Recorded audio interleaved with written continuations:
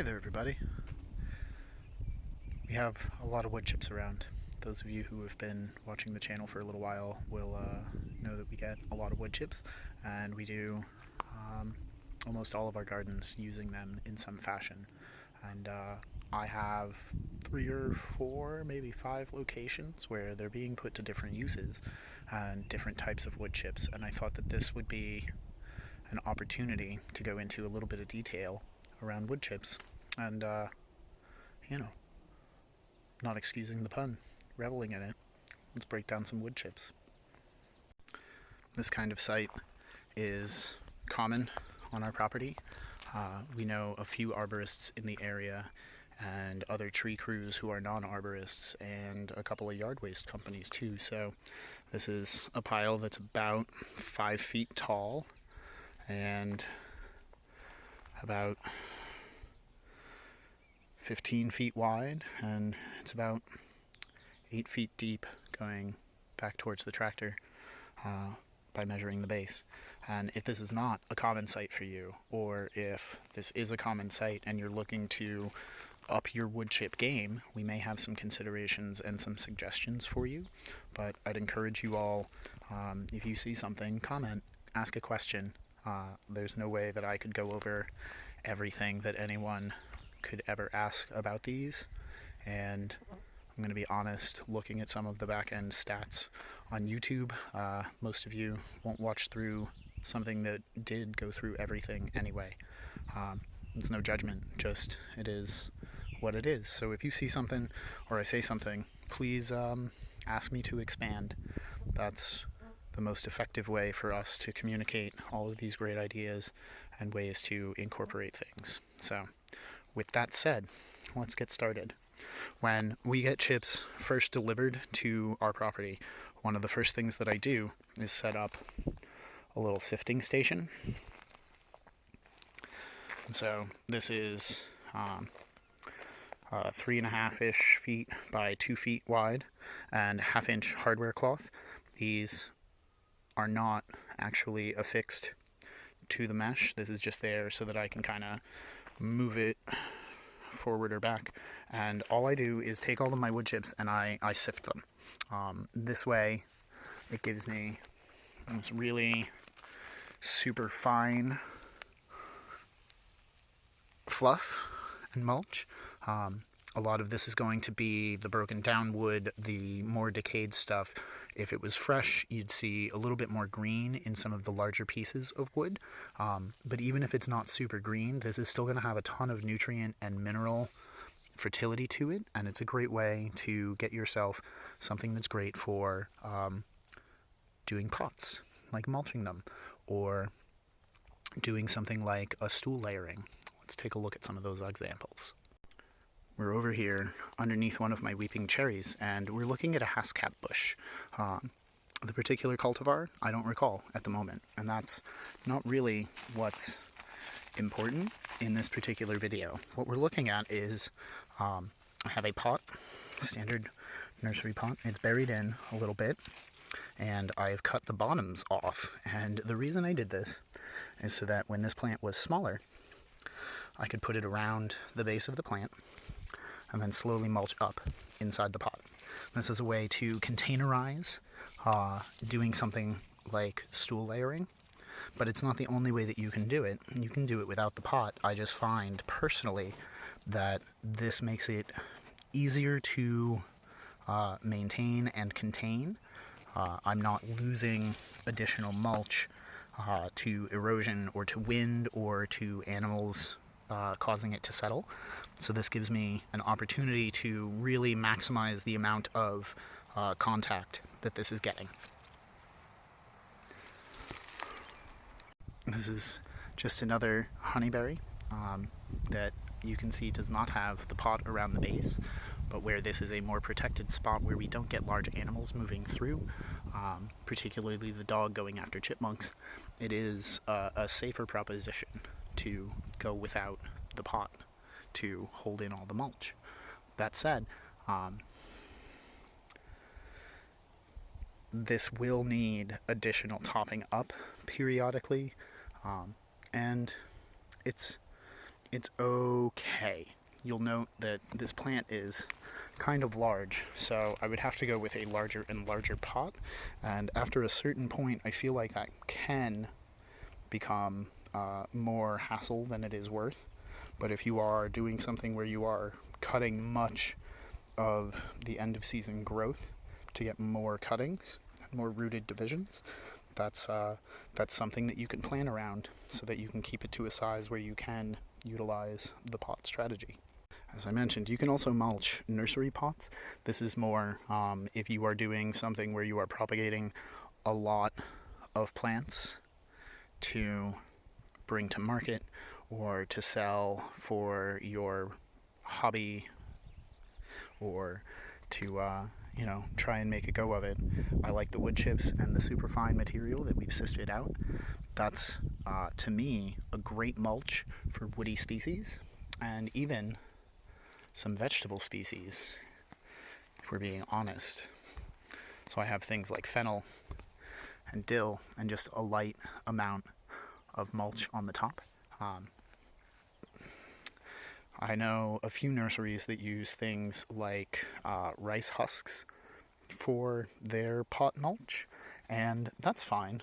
I'm not knocking it. I think it's a great additional use of a waste resource. But for my money, which is none, just a few minutes of sifting, I find that the carbon load of this is great, and it also has the added benefit of not having any phycase inhibitors, which, depending on the sourcing of your rice husks, could be a factor. But there's also mineral fertility in these bits of wood, and so as the rains come, as it gets watered in, it plays more nicely with the fungal relationships that some of these young woody plants need. In this particular instance, we're talking about these guys. I believe this is a viburnum box.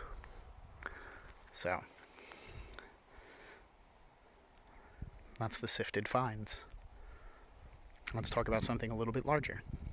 Once you've gone through and sifted, you're going to end up with something that's much more closer to consistency like this, where you do still have some powder, but the pieces are considerably larger. You might have some that are sizes of coins, or larger than ½ inch. They may be up to 3/4 or 1 inch. You may find pieces that are, huge. You can step up to a 1-inch mesh. You could step up to a 2-inch mesh. I think 2 inch is going to have a very limited amount of return on your investment as far as a sifter goes. There's just too much space. But a 1-inch screen might be something that you wanted to use. Maybe you have a whole lot of hugel piles that you're looking to do, or you're looking to get very much into composting with wood chip. Material like this is going to be a fantastic resource for carbons for composting, because these little bits will clump together but retain airspace and pockets that allow for a pretty great ratio for gas exchange, and that allows your pile to breathe, and that allows the microbes to do their work more effectively and more efficiently. And it has the added benefit of giving you an opportunity to sneak your forks in to the pile when you're doing turning and sifting and otherwise engaging with your composting system. The other thing that I like to do with that size of chip is hugel piles. Let's go take a look at one and see how that's turned out after a couple of years. We're over on the southern corner of our property, and this hugel pile is all wood chips that have been deposited here for a number of years. And then you can see some of the things like a mouse-eared chickweed coming up through. And when you see that, even if you're just doing windrows of straight wood chip, not adding any leaves or any grass or any kind of nitrogen materials or anything that has a higher amount of nitrogen to the carbon, you'll get, after a few years, some really great stuff. And so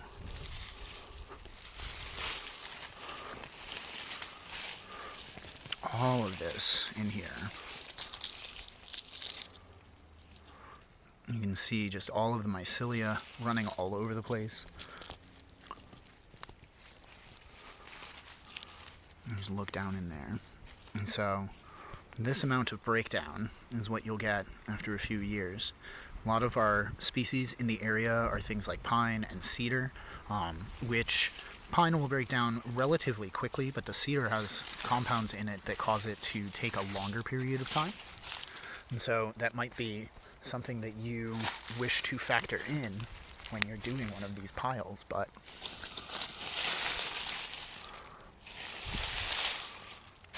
this is the material that your plants are going to want to grow in.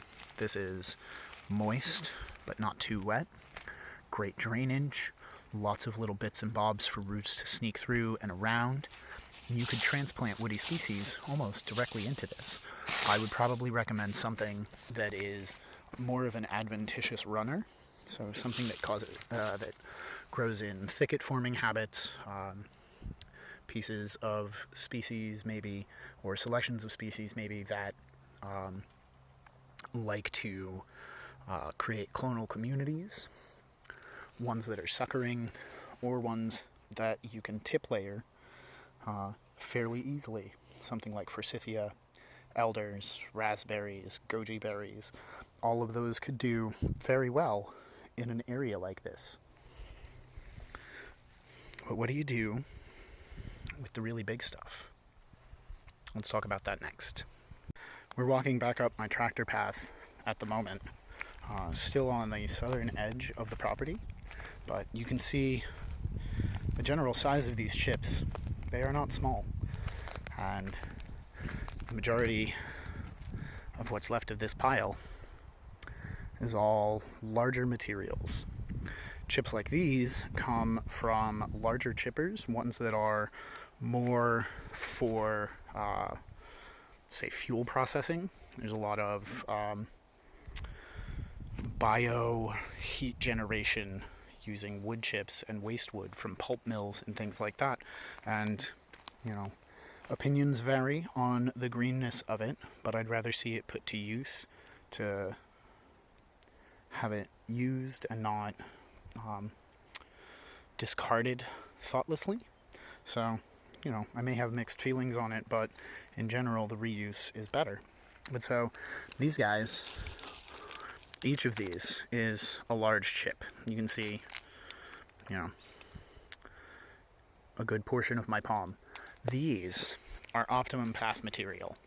These are going to allow water to perk down, to soak through and hit the soil below without settling and without shifting too much. They will resist compaction because of their jagged and large shape. They will spread the force from tractors and footsteps and all of those things much better than the smaller things will. So they'll avoid compaction, which means that you're not damaging the soil life that is below your pathways and roadways.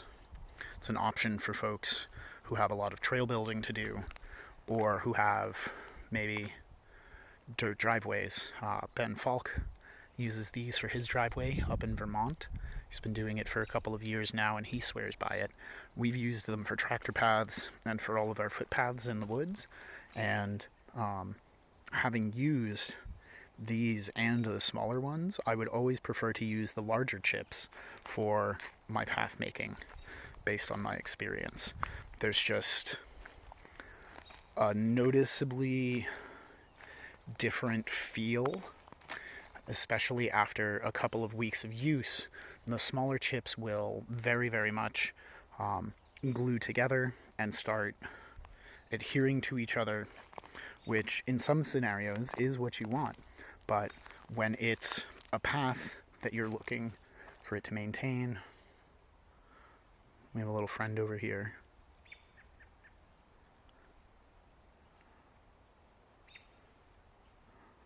They're getting closer and closer all the time, guys. I love it. And so, these will stay in place, break down more slowly so that you don't have to continuously, annually, or every couple of months refresh your path. These will take longer to break down, which for a long-lived utilitarian purpose is the goal. That's not to say that they won't start breaking down. I could probably dig down a little bit, and even in the first couple of inches, you'll start seeing a darker hue and more moisture being retained.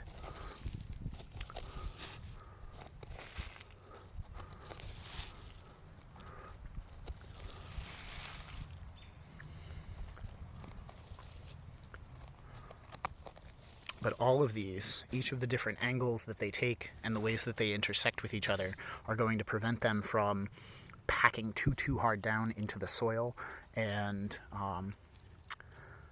making one of those kind of impermeable wood chip or wood shave layers like you would see if you were using nothing but all of the ultrafines with no larger than, I guess, 1/4 inch size flakes, or if you're using a pure sawdust mulch. That is kind of the opposite end of the spectrum from this. So they're also super easy to rake up and to fix. So I dragged a tree up this path. You can kind of see where the back end of the tree was dragging, but